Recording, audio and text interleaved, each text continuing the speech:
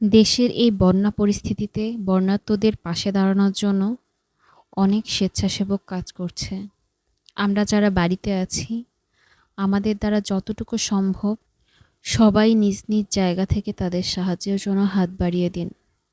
একবার ভাবুন তো, এই পরিস্থিতিতে যদি আপনি আমি থাকতাম, যদি আমাদের সন্তান থাকতো, যদি আমাদের বাবা মা থাকতো, দেশের এইরকম বিপদে জানি আপনি আমি আমরা যারাই বাড়িতে আছি কেউ কিন্তু শান্তিতে ঘুমোতে পারছি না। ঈশ্বরের কাছে একটাই প্রার্থনা, তিনি যেন এই বর্ণাঢ্য মানুষগুলোর পাশে থাকে।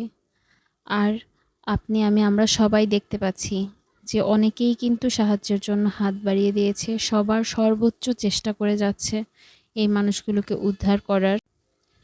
জীবন জীবনের গতিতে চলে, তাই আমরাও কিন্তু চাইলেও না খেয়ে থাকতে পারি না, না ঘুমিয়েও থাকতে পারবো না, বাচ্চা কাচ্চাকে না খাইয়েও রাখতে পারবো না। আসলে ভেতরটা দুমড়ে মুচড়ে গেলেও স্বাভাবিক জীবনযাপন কিন্তু চালিয়ে যেতেই হবে।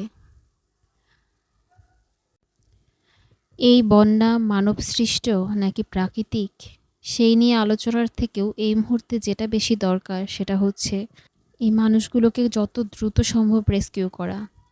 কারণ একদিন হয়তো না খেয়ে থাকা যায়, কিন্তু জলের মধ্যে কিন্তু 1 ঘন্টাও থাকা যাবে না।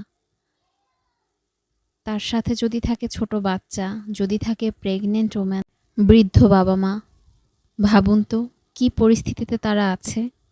অনেকেই ছাদের উপরে নাকি উঠে দাঁড়িয়ে আছে, কেউ তাদেরকে উদ্ধার করবে এই আশায়।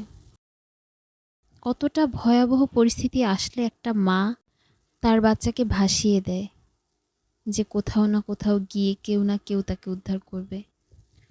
ঘরে মেহেদির গুঁড়ো ছিল, পেঁয়াজ নিলাম, তার সাথে লেবু নিলাম, হরিতকি আমলকি এগুলোও পাউডার ছিল সেগুলো নিলাম, পেঁয়াজের রস নিলাম। এইসব দিয়ে একটা হেয়ার প্যাক বানাবো। এটা খুবই উপকারী চুলের জন্য, চাইলে আপনারা ব্যবহার করতে পারেন। এর সাথে চাইলে ডিমও অ্যাড করতে পারেন।